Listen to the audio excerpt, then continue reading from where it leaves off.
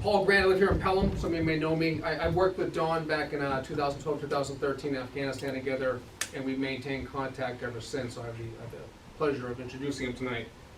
Obviously, if you know Don, you know who he is. But if you don't, this is your first time here tonight to hear him talk. He's the real deal. He's the man of the people. He's what we're looking for. Born and raised in New Hampshire his entire life, maintained residency here, despite being out of this country and the state for decades. 10 deployments. You heard Colonel Scheller say that. 10 combat deployments to Iraq and Afghanistan. Over 3 decades of military service. Also a former police officer up in Laconia, and he's with me at the police academy recently. We both went through this part-time academy up in Concord last year. If you look at right now everything that's going on, I think that what scares the establishment most about Don is that literally he's everything that they're not. You think about pressure against him.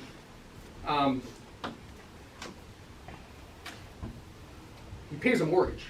I mean, he's like us. We're all paying a mortgage. He's paying a mortgage. He's not coming in riding a $1 million trust fund. We talk about term limits. We're all wondering, why aren't there term limits on these fixtures we have in Congress these days? I mean, I've talked to Don in the past. I think he still feels this way. He's term limited himself. He said, if I get in there, I'm going to do 2 terms and move out. He's not looking to come into Congress and come out richer than when he got there, like some of these creature fixtures we have there right now. I think that scares the establishment. An interesting thing for me, and I think Colonel Scheller, you preferred this, you know, the military healthcare system, TRICARE, it's got its challenges. Not the best, it's decent. But Don has pledged, when he gets elected, he's going to maintain his TRICARE. He's not going to take congressional health benefits until he can fix TRICARE for all service members. I think that's pretty powerful, because you think of all these politicians who get in there and how can I squeeze the system to benefit myself? Make endorsements, make money, get rich. That's not Don. And I think that's what scares the establishment, is that, again, he's everything that they're not. But most of all, based on his experience, and I've seen it firsthand, you can read about it, on day one, he's going to walk into the job with more experience in diplomacy than all these career politicians have amassed in their entire careers. Whether it's dealing with foreign leaders, foreign diplomats, warring factions, he's found a way to work among the seams in between these groups and come to a solution. So I'm excited about this candidacy, this case this year, and I hope that everyone leaves tonight. Ask Don all the questions you want, because everybody likes to talk about him. Let's talk to him. Ask the questions. We'll put out the word to all your friends, all your peers, and say, hey, we've got a strong horse in the race right here. Let's get behind him. So, sir. Thank you.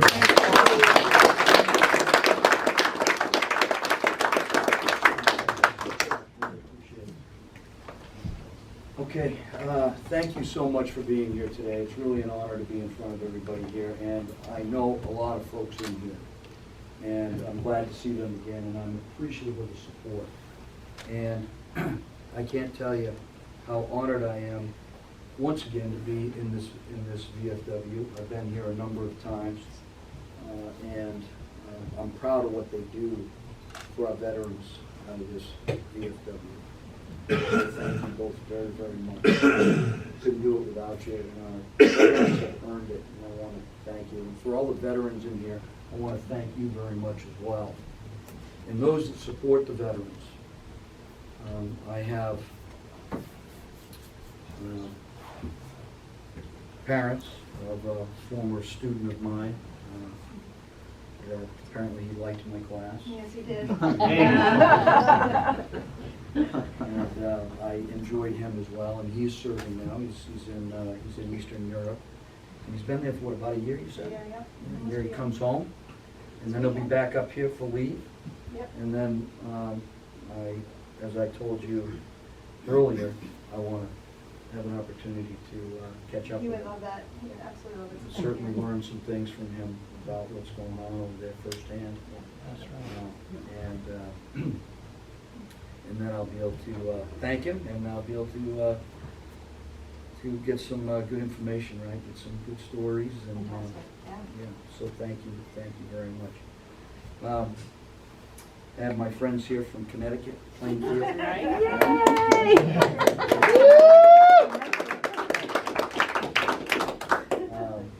They put on a great fundraiser for me.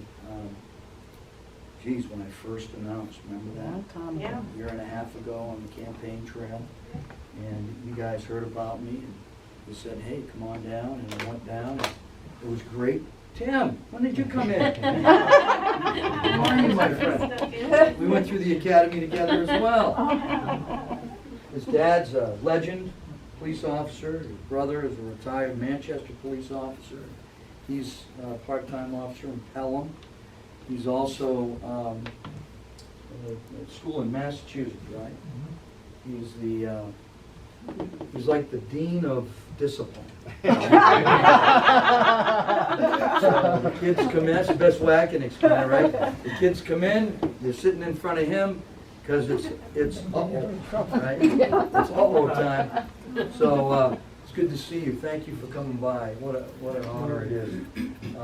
Take time out of your schedule to do it. But I am so fortunate to have so many acquaintances, so many friends, just so many people that are behind this campaign right now that it's just unbelievable.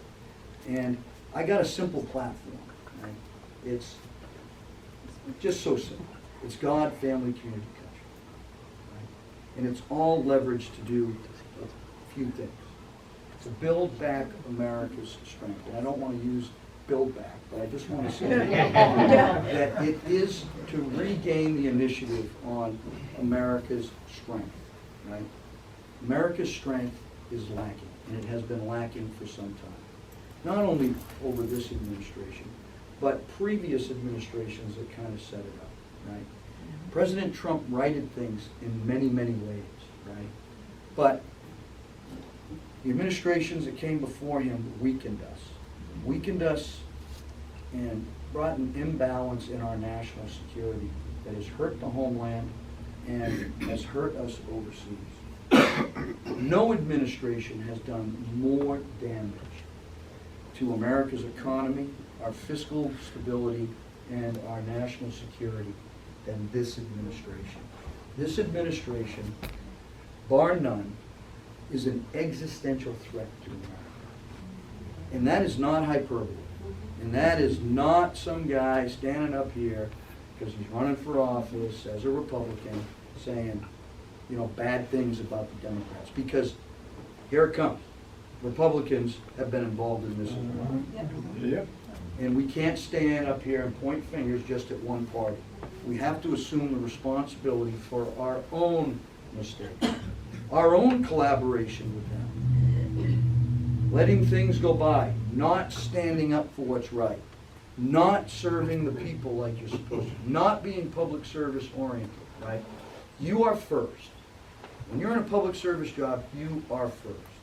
So, accountability, responsibility, transparency. When's the last time you've had transparency from any of your elected officials? 242 days on the congressional calendar for constituent support, opportunities to be transparent. Are you getting your money's worth? 5.5 years she's been in office, Maggie Hassan, and it's not just about her, it's about all of them. They're all career politicians, concerned about re-election, concerned about their own success, concerned about their own benefits, concerned about retiring at your expense, again, after 12 years. They can retire, full benefits, full pay, whatever. What are we talking about? I mean, we're talking about stealing from the American people. That's what we're talking about. It's theft. And we got to change that. And the only way to change it is change the people. We can no longer rely on career politicians to tell us the truth. These aren't white lies, right? These are big lies. These are big lies about our economy. They're big lies about how we're spending our money. Big lies about national security, homeland security. Big lies. He actually said the other day that, you know, this transition that we're going through, this inflation, this this ruining, really, of many families because of high food prices, high energy prices, high gas prices, opioid crisis, critical infrastructure issues, mental health issues, educational issues, all these things that they have deteriorated within our institutions are destroying America. They're making us less than what we were. And how are they doing it? Well, in my opinion, over the last 50, 60 years, they have gradually, silently, and legally removed God from the public square. You move God from the public square, and we got big problems in this country. And sometimes I get in trouble when I speak about God, because there's somebody in the crowd that doesn't believe in God. And so by virtue of the fact that I speak about God, they come up to me afterwards and they say, hey, you know, I'm an atheist and I didn't really like your comments about God because I think that's the biggest problem Republicans do in many aspects is they talk about God and that excludes many people. And I go, no. You got it wrong. By virtue of the fact that I believe in God, by virtue of the fact that my values and principles are consistent with God, that I believe in our inalienable rights, that I believe in our Constitution, nothing negative will ever happen to you under my construct. Because I believe in God. I believe in something bigger than myself that includes you despite your beliefs. Despite whatever you believe. But that's not how we do it today. And we heard two people talk about it. You heard Stu talk about it and you heard Paul talk about it. Right?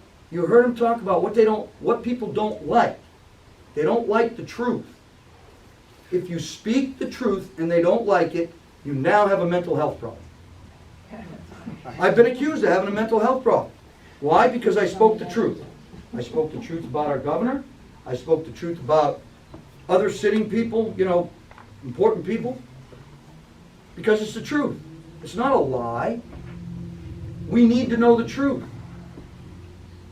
And when somebody comes to you as a public servant, and they, you know, to you as the public servant, and they point something out, they're doing it for a reason.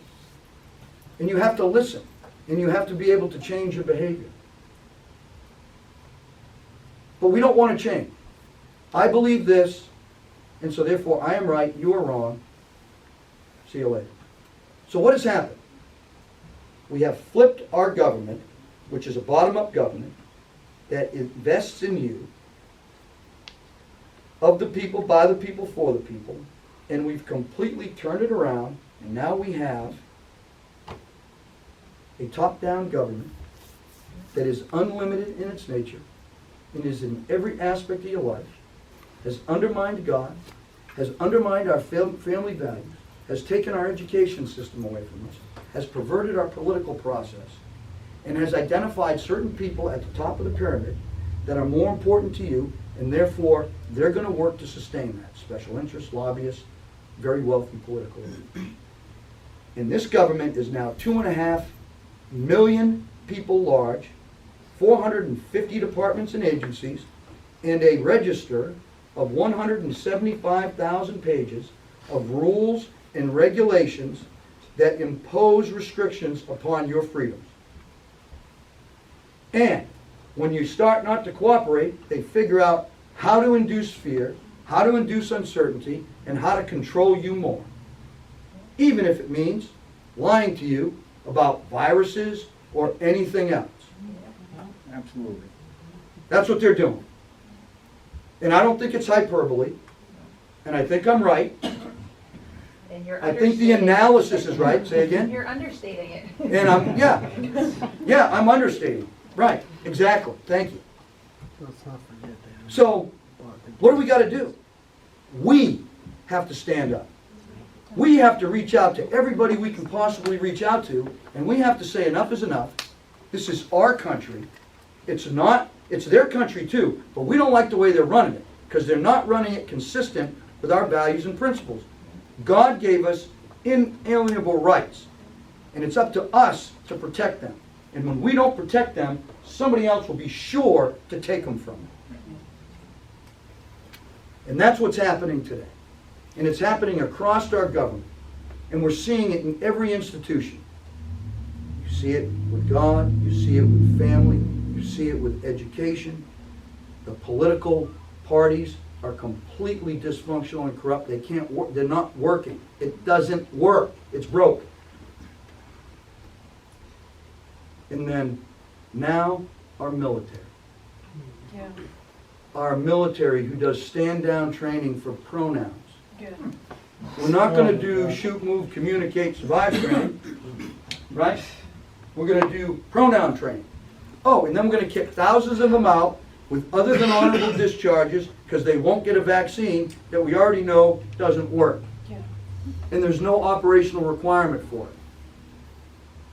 Oh, and it gets better. Those of you that decide to stand up and say something and push back, we're going to get rid of you too, right? And then what we're going to do is we're going to cultivate within our little club and our little circles the people that we want to move up. So the people that come up behind us are no different than we were and cover our tracks. So nothing ever comes out. And it gets worse.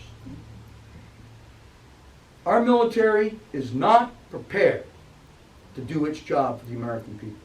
Instead of releasing a military strategy and policy, the Department of Defense just recently released an equity plan. Oh, jeez. An equity plan. Think about that. And they're very proud of it, too. They're going to take the entire military and they're going to make it equitable for everybody. The quality of outcome. It can't be done. It doesn't work that way. It's not a flat organization. It's a hierarchical organization designed to win our nation's wars. But we don't have people in Washington, D.C. that even understand what a war is. They have no clue. And they're hurting our service members. And they're not recognized. And they're investigating them. And they're circling the wagons at the top so they can have sacrificial lambs at the bottom. And it's not right. And I saw this as a general officer. And I fought against it as a general officer. And I will fight for you as your United States Senator. I am an outsider.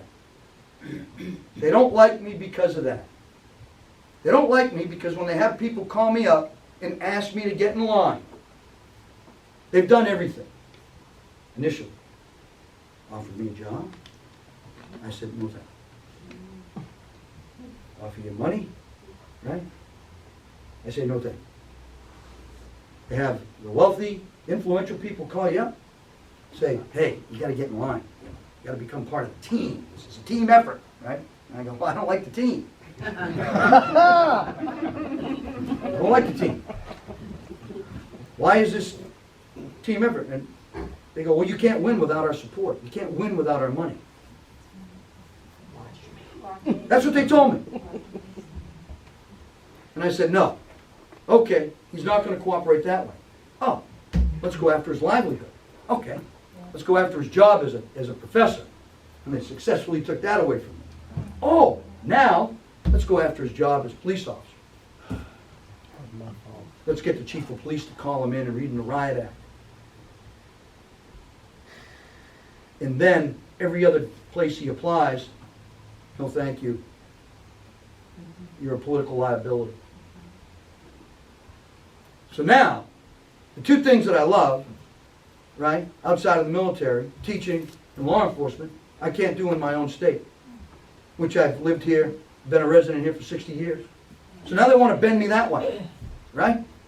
And I'm still unbending. I am not a freaking willow tree, right? I'm an oak, and I'm not going anywhere.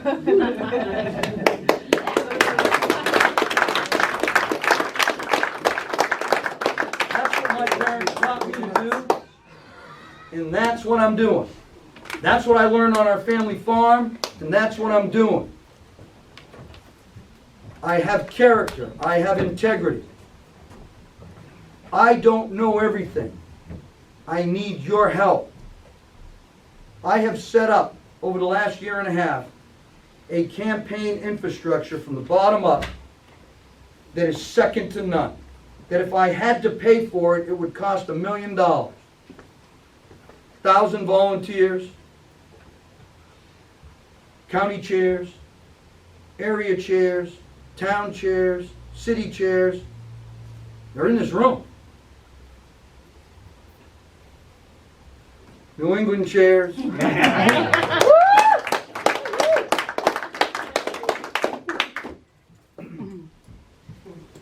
All of them work together to do what this campaign needs to do from the bottom up, not the top down. I have handed Maggie Hassan her butt over the last year and a half. Good.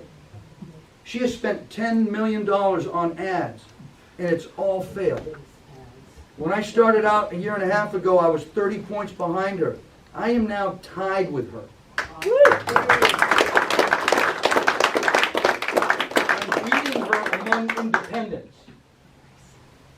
And the closest Republican to me that was recruited and hired by the establishment to run against me, and I'm going to be clear about that, to run against me, and I say that when I'm in the same room as them, are 33 points or more behind me, right? And it's because of you. And it's because of the hard work of the people that volunteered for this campaign.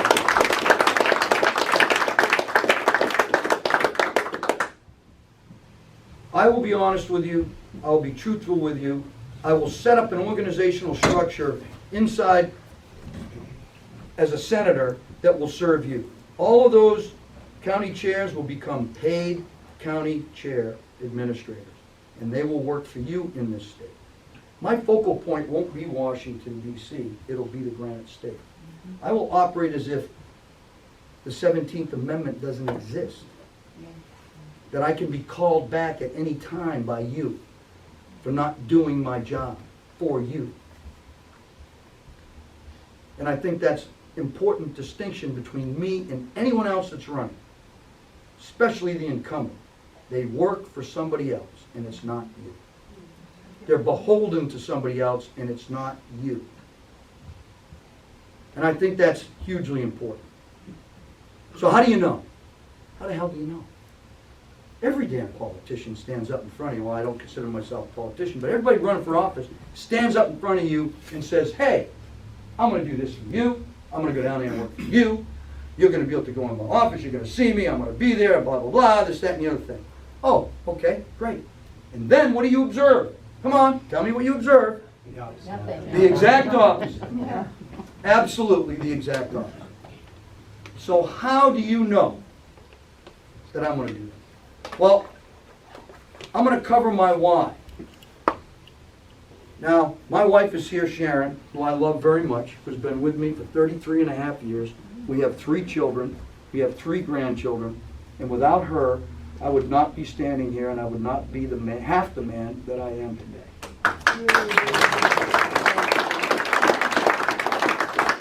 I have taken an oath to my country and an oath to my wife, and I've not violated either one of them. Nothing is more important to me than my family. I will not do anything to dishonor them. My word is my bond. My handshake is my contract. If I look at you and I shake your hand, it means something to me. I learned that from my dad, and I learned that from my grandfather, delivering milk. Back in the day, when you heard the milkman coming, clickety-clack, clickety-clack, clickety-clack, right? And you left it on the front porch, and you took the empties, and you rolled out, right? Well, there were times that there were notes on the empties that said, don't need the milk this week. And I'd go back to the truck, and my grandfather would say, how come you got the milk, Puck? And I'd go, well, sir, well, Pepe, you know, they don't want the milk this week. And he goes, come with me. And he'd bring me in. Knock on the door, the lady would come to the door. What's wrong with the milk? She says, well, we can't afford it this week. And he goes, it's not a problem. Send little Jimmy over, work a day on the farm, pay for the milk. That's what communities do. That's what families do. That's what the extension of the family is. You know, we didn't become rich as farmers in the state of New Hampshire, but we never went without a meal. We worked for our food, and we gave others food. And we shared that. And I learned that aspect from them. And I carried it with me everywhere I went. But really, my service why sits back here on this table. And I will orient you to that display over here. This is my service why. This is why you will not have to worry about who I work for and what I will do for you down in Washington, D.C. My first tour in Afghanistan was 2001 to 2002. I lost 3 service members, Prosser, Pettitori, Davis. I came home and I made a little memorial to them. And then as I deployed as a commander, beyond that, total of 10 tours, and commanded at the division level in Africa, I added names, unfortunately.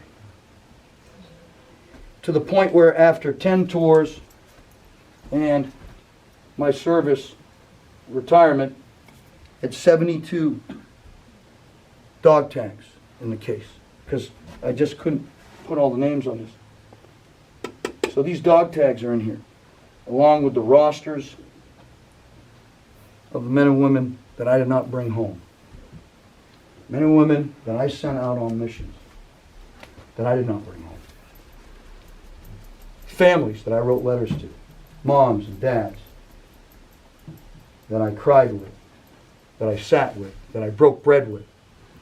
Some forgive me and others didn't. That's what's on the line down there. And I'm afraid that for too long, we don't have the right type of people down there with this kind of focus. They don't understand that their decisions, whether it's the economy, whether it's fiscal responsibility, whether it's safety and security of Americans, could result in this. I will not allow a day to go by where I don't give my level best. And if I stumble and fall, I will get back up. But I will not let a day go by where I do not recognize their sacrifice, honor their sacrifice. And I am pledging to you, through their sacrifice, that I will serve you. That I am not going to serve the establishment. That I will serve no one political leader down there. That I will always have your best interests in mind in everything that I do. So if I can earn your vote, and I can get you to go out and ask 22 other people at a minimum to vote for me, we can win this. And we can start to make the difference that the last 50 and 60 years has had a negative effect on. It will take time. It is, in some people's eyes, an insurmountable task. I don't believe in that. I believe that anything can be done. That men and women, when they come together, can do great things. That's what we need. So, Isaiah 6:8, I heard the voice of the Lord say, whom shall we send? Who shall go for us? Here I am. Send me. I will go for you. Together, we will make this country safe, secure, economically and fiscally for what really matters, our children and our grandchildren. God bless you, and thank you very much.